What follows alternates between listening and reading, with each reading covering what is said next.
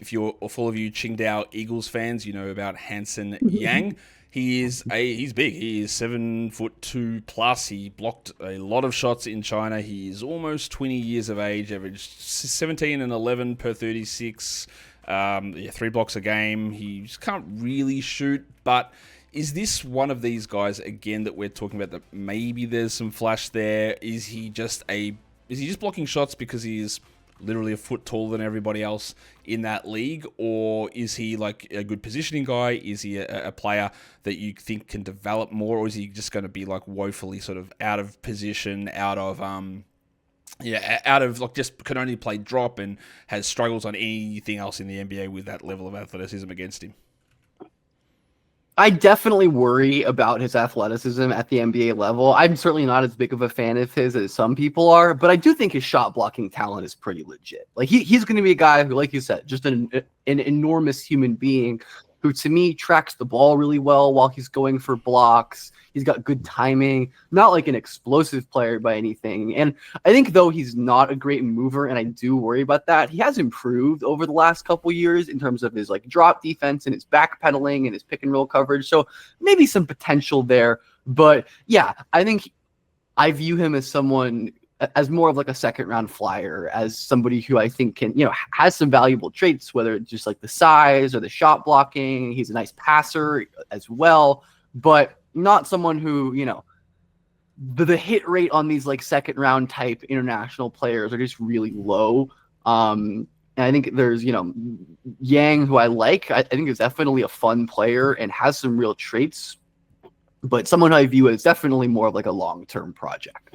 Yeah, I think that's fair. Like, obviously, from a fantasy point of view, getting your 3 assists, 10 rebounds, 3 blocks is like an unbelievable combination. But like the reality of that is China League and the difference in size and athleticism that he's going to be facing when he comes across to the NBA. And look, all signs would point to like he comes over, he plays a little bit, doesn't work, he goes back to China. That's how this works for a lot of these second-round international prospects and honestly second-round American prospects as well. Just that doesn't hit. We've got such a small role there. Interestingly, when I'm trying to collate a lot of mock drafts and big boards, I think I've got about 4 or 5 so far that I've marked down in my database, and I think he was listed at 44 on like 4 of the 5. Like everyone just had him smack bang, middle of the second round, bang on number 44, which feels about right. Like usually I think the general consensus, Ben, is that after pick 45, it's like whatever. Like let's see what happens. Maybe we get something out of it. But like the top 45 is like, these are guys that we feel pretty good about being contributors. So you're sort of just sneaking in to that back end there.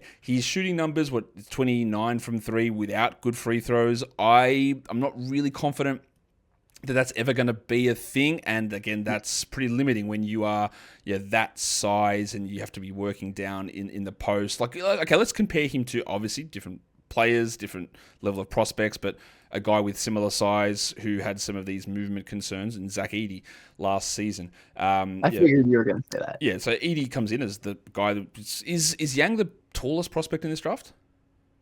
I think Zikarsky might be a big Rocco, notch taller. Hey, what happened to Rocco, by the way? What happened to Rocco? Fellow countryman? What happened to him? He just he didn't. I think this is the challenge with projecting really young players in small roles. Where like last year in the NBL, as a 17-year-old, Rocco played like 5 minutes a game and was unbelievable in those minutes. And then they try to scale him up to a bigger role this year, and it just doesn't work. I still have some Rocco stock. Like he's gigantic still. I think he moves all right, and he's got some, definitely some passing stuff that I like and some dribbling stuff. But I think I remember a guy like Donovan Clingan, who his freshman year wasn't a high minute guy. People were like, "Oh, is he going to translate to a higher minute role?" And he did. Yep. Some players do, some players don't. But yeah, I think Yang is certainly up. I mean, I'd imagine he's up there with like Kalkbrenner and Maluash and like those guys as the other tallest players in the draft. But I know he's shorter than Rocco. Oh yeah, Maluash. Yeah, they're probably pretty similar actually. Yeah, but anyway, Yang really limited. We'll see where it goes. It's interesting. I was gonna say these guys don't grow on trees. We know that there's like I think there's like 1,000 people in the world who are 7 foot tall or more. So hey, if you got one who can sort of do something, you might want to see if might as well take a flyer on. If it works out, it works out because they're literally just not around. You can't just go and find these guys